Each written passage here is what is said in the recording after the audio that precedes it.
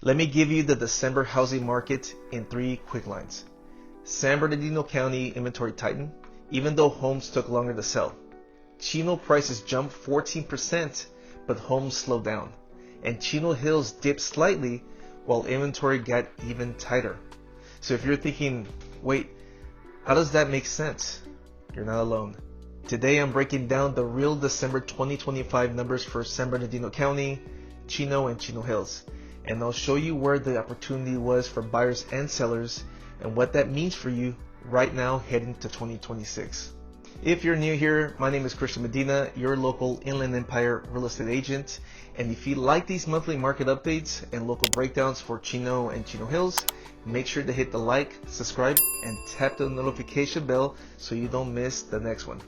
All right, let's jump into those numbers. All right, starting with San Bernardino County, the median price in December 2025 came in at $538,937. We just rounded it off here to $539,000. So prices are holding steady across this county. Days on market, we have 36 days on market before they go into escrow.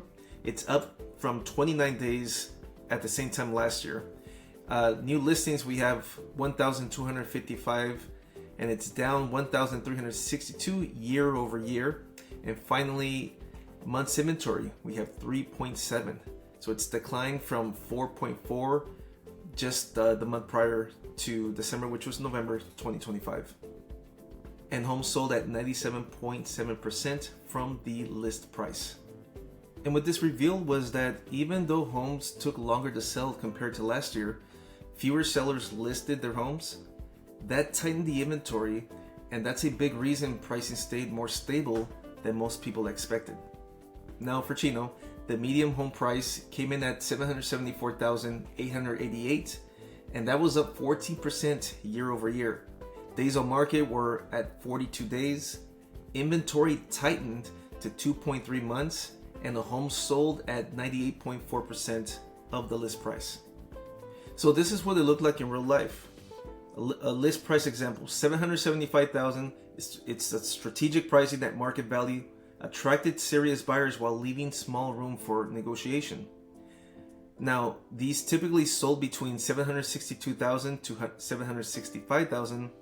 Final prices showed buyers secured modest discounts, typically 1 to 2% below asking on well-marketed homes. And what this meant for buyers had some negotiation room to request repairs, closing cost credits, or small reductions without losing deals to competing offers. And what it meant for sellers was, sellers still received strong offers when homes were priced accurately, staged well, and marketed effectively to qualified buyers. Now for Chino Hills, the median price came in at $1,075,000, down slightly year over year, but inventory tightened to 1.8 months, and homes still sold faster at 28 days on the market, with a sale to list ratio at around 97.9%. So here's the inventory comparison. Chino Hills was as tightest at 1.8 months, Chino was at 2.3 months, and the county as a whole was at 3.7 months. So one thing to take away from this is that lower inventory means fewer choices, and that keeps pressure on the pricing. Now here's the days on market comparison. Chino moved the slowest at 42 days, while Chino Hills stayed faster at 28 days, and the county as an average was at about 36 days. New listings were down year over year, and when fewer homes hit the market, it keeps supply really tight, which helps support pricing. And as you'll see here on the screen, San Bernardino had 1,255, Chino at 38, and Chino Hills at 26. And even with all that, homes still sold close to asking price across the board, right around 98%. You see here San Bernardino at 97.7%, Chino at 98.4%, which was the highest, and Chino Hills at 97.9%. All three markets showed that most homes still sold close to asking price, confirming sellers retain meaningful pricing power despite longer days on market in some areas. All right, strategic opportunity, what December data revealed. And this is the secret I was telling you guys at the beginning of the video. So let's take a look at this. Increased days on market.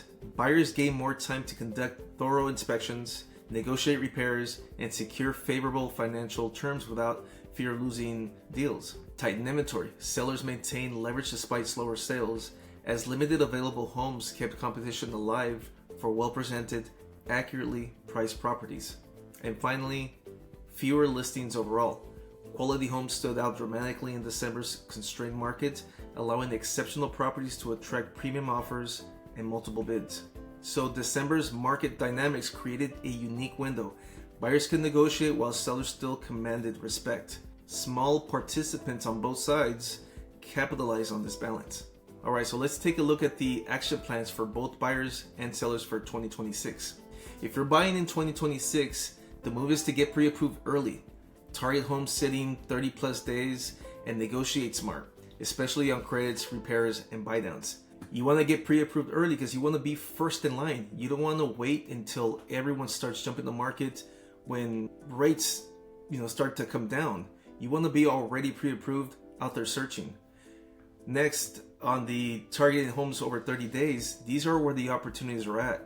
This is where I've been able to help a lot of my buyers get great incentives for repairs, rate buy downs, or closing costs. And this is where you strategically negotiate all that.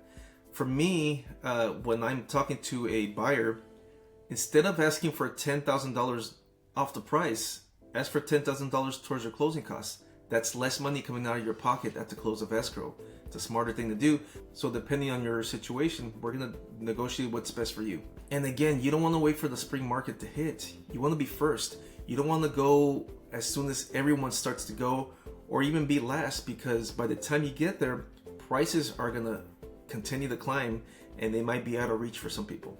Now, if you're thinking of selling in 2026, the advantage is preparing early, pricing right, and using low inventory to stand out. So let's go through these points. Prepare your home early, complete repairs, deep clean, declutter, and stage before listing to maximize impressions and justify the premium pricing in your market. Next, pricing strategically, not emotionally. Use recent comparable sales data to set realistic pricing that attracts serious buyers quickly rather than sitting on the market too long. And you want to think of not being the highest priced home on the market. What you want to list it at a price that's going to attract buyers to come and see it. The goal is for people to walk through the door, fall in love with your house, and then make a great offer for you. Win with presentation and marketing. And this is something I do best compared to other agents that I've seen that just go out there and take pictures with their iPhone, and when it's presented on the MLS or websites like Zillow and so forth, the pictures look ugly. It's not even attractive. People don't even want to go. So you want to have a professional photographer, you want to have video to use for marketing and attract buyers that want to move into the area, and then get them to fall in love with your home. Leverage low inventory to your advantage. If you wait till the spring when everyone else is going to put their home on the market, then those opportunities that were going to go to your home, start going somewhere else. So you want to be first, you don't want to be last. All right, now I want you guys to comment below. Are you seeing the opportunity as a buyer or as a seller? And if you're seriously thinking about making a move in 2026, I made it really easy for you. In the YouTube description, I included 2 quick intake forms. One's for a buyer questionnaire, and the second one is for the seller questionnaire. Fill out whichever one fits your situation, and I'll follow up with a game plan based on your timeline and your goals. And if this type of market update is helpful for you, make sure to hit the like, subscribe, and turn on the notification bell, because I post updates like this consistently, and it'll keep you ahead of what's happening in the market. If you want to reach me directly, call or text me at 909-374-4260. Thanks for watching, and I'll see you guys on the next video.